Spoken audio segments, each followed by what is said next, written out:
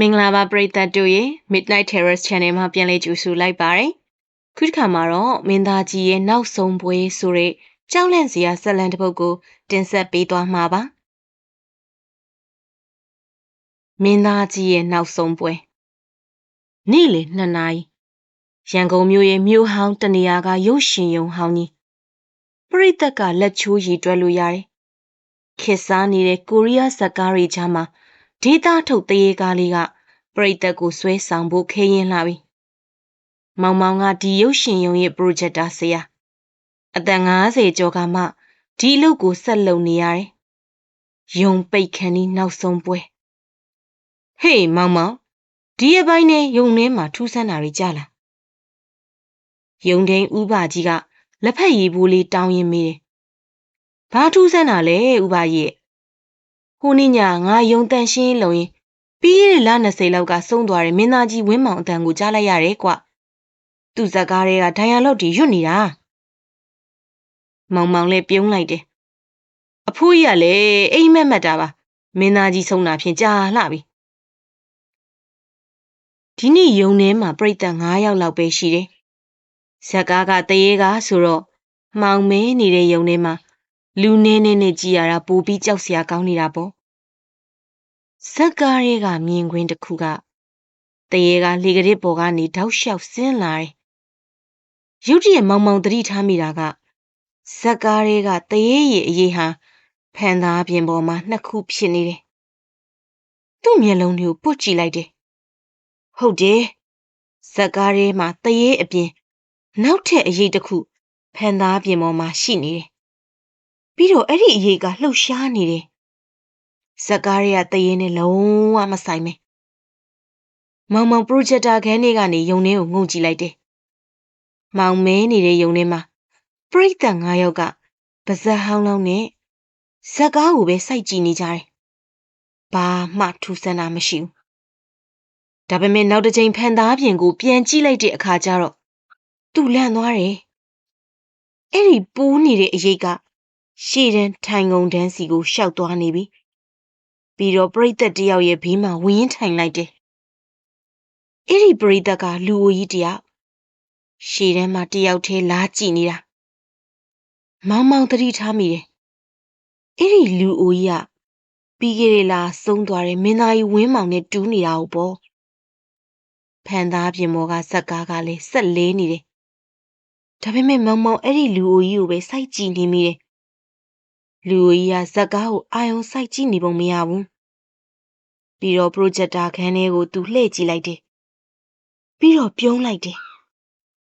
အဲ့ဒီအပြုံးကလေမောင်မောင်ကိုသူ့ရဲ့ငယ်ဘဝကိုအမှတ်ရစေတယ်ငယ်ငယ်ကသူ့အကြိုက်ဆုံးမင်းသားကြီးဦးဝင်းမောင်ရဲ့အပြုံးပဲရုတ်တရက်ဆိုသလိုယုံထဲကမိတွေမှိတ်တုံဖြစ်လာတယ်ပရိသတ်တွေကလည်းအုံကြွတ်ပေါ့မောင်မောင်ပရိုဂျက်တာကိုပြင်ဖို့ကြိုးစားတယ်ဒါပေမဲ့ပရိုဂျက်တာကအဆင်ပြေနေတယ်မီးပြန်လင်းလာတဲ့အခါဖန်သားပြင်ပေါ်ကဇက်ကားရဲ့မြင်ကွင်းကပြောင်းသွားခဲ့ပြီအခုပြသနေတာတွေကလွန်ခဲ့တဲ့နှစ်ပေါင်း40ကရိုက်ကူးခဲ့တဲ့မင်းသားကြီးဝင်းမောင်ရဲ့နာမည်ကျော်ဇက်ကားဟောင်းကြီးမောင်မောင်ဇက်အဟောင်းသားဖြစ်သွားတယ်ဒါမဖြစ်နိုင်ဘူးလေဒီဇက်ကားရဲ့ဖလင်ဘူးကတော့ခတ်ထားတဲ့တူလောင်ငန်းထဲမှာပဲရှိတာသူအခုလက်ရှိပြနေတဲ့ပရိုဂျက်တာနဲ့လည်းမတွဲဖက်ထားဘူးရုံထဲကပရိသတ်9ယောက်ကတော့ဘာဖြစ်နေမှန်းနားမလဲပဲရှုပ်ထွေးတဲ့မျက်နှာနဲ့ကြည့်နေကြတယ်တယောက်ကထရက်ပြီးယုံထဲကနေထွက်သွားတယ်ကျန်တဲ့3ယောက်ကလည်းလိုက်ထွက်သွားတယ်ရုံထဲမှာတော့ရှေ့တန်းကလူအိုကြီးနဲ့နောက်တန်းကမိန်းကလေးတယောက်ပဲကျန်တော့တယ်အဲ့ဒီမိန်းကလေးကဇက်ကားကိုပဲစိတ်ဝင်စားဆက်ကြည့်နေတယ်မောင်မောင်ပရိုဂျက်တာခန်းထဲကနေဆင်းပြီးယုံထဲကိုဝင်သွားတယ်လူအိုကြီးစီချင်းကပ်ဖို့ကြိုးစားလိုက်တဲ့အခါရှေ့တန်းရောက်တဲ့အခါလူအိုကြီးကမရှိတော့ဘူးလူအိုကြီးပျောက်နေပြီထိုင်ကုန်ကအလွတ်ကြီးနောက်တန်းကမိန်းကလေးစီကိုသူလှည့်သွားတယ်ရုံပိတ်ပါပြီခမထွက်ကြပါမိန်းကလေးကလှမ်းကြည့်တယ်အသက်20ဝန်းကျင်မျက်နှာကဖြူဖြောပြီးဝိစားစင်ရင်မှုကခင်းနောက်ကျနေတယ်ကျမအဖေကားကိုကြည့်နေတာ ခဏလေးပဲတီးခံပေးပါဒီတန်ကိုကြားတော့မောင်မောင်ချက်ချင်းမှတ်မိသွားတယ်ဒါမင်းသားကြီးဝင်းမောင်ရဲ့သမီးမမြကြီးပဲလွန်ခဲ့တဲ့နှစ်20လောက်ကကားမတော်တဆမှုနဲ့ဆုံးသွားခဲ့တဲ့မမြကြီးမောင်မောင်နောက်ကိုပြန်ဆုတ်သွားမိတယ်ဖန်သားပြင်ပေါ်မှာကဇက်ကားကဆက်လဲနေတယ်မင်းသားကြီးဝင်းမောင်တရုပ်ဆောင်ထားတဲ့အဲ့ဒီဇက်ကားထဲမှာမမြကြီးလည်းကလေးတရုပ်ဆောင်အဖြစ်ပါဝင်နေတာလေအခုဖန်သားပြင်ပေါ်မှာမင်းသားကြီးနဲ့သူ့သမီးလေးအတူတူတရုပ်ဆောင်နေတဲ့မြင်ကွင်းကိုပြနေတယ်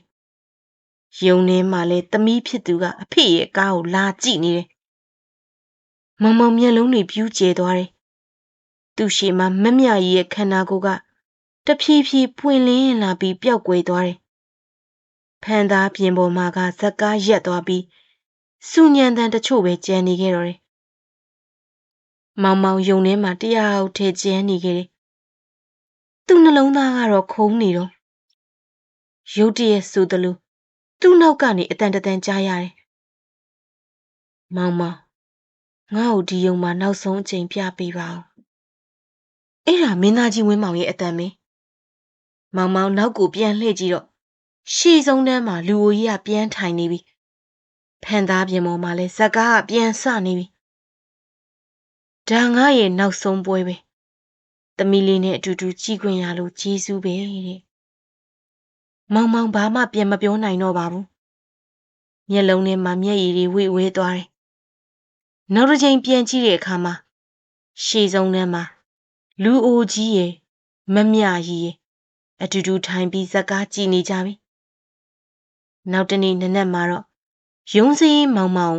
ပရိုဂျက်တာခန်းထဲမှာသတိလစ်နေတာတွေ့တယ်ဆေးရုံပို့တော့သူဖျားနေပြီးတော့စကားတွေဇက်တိုက်ပြောနေတယ်သူတို့အတူတူပဲမင်းသားကြီးနဲ့သူ့သမီးအတူတူဇက်ကားကြည့်နေတယ်အဲ့ဒါသူတို့ရဲ့နောက်ဆုံးပွဲပဲဒီအဖြစ်တွေအပြီးမှာတော့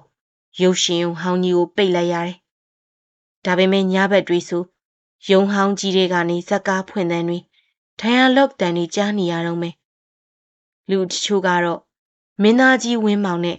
သူ့သမီးလေးအတူတူဇက်ကားကြည့်နေတာကိုမြင်ဘူးတယ်လို့ပြောကြတယ်အဲ့ဒီရုပ်ရှင်ဟောင်းကြီးကဒီကနေ့ထိရှိနေသေးတယ်ညဘက်ဆိုရုံရှိကဖြတ်သွားရင်ဇက်ကားတန်တွေကြားနေရင်လှည့်မကြည့်ဘူးတော့လိုလိမ့်မယ်နော်ဒီဇလန်လေးကတော့ဒီမှာရင်ပြီးဆုံးခဲ့ပါပြီ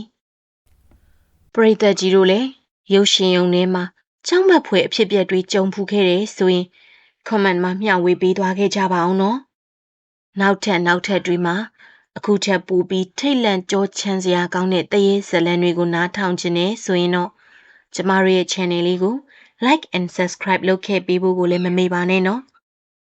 ကြည့်ရှုပေးခဲ့သူတဦးတယောက်ချင်းစီကိုကျေးဇူးတင်ပါတယ်ရှင်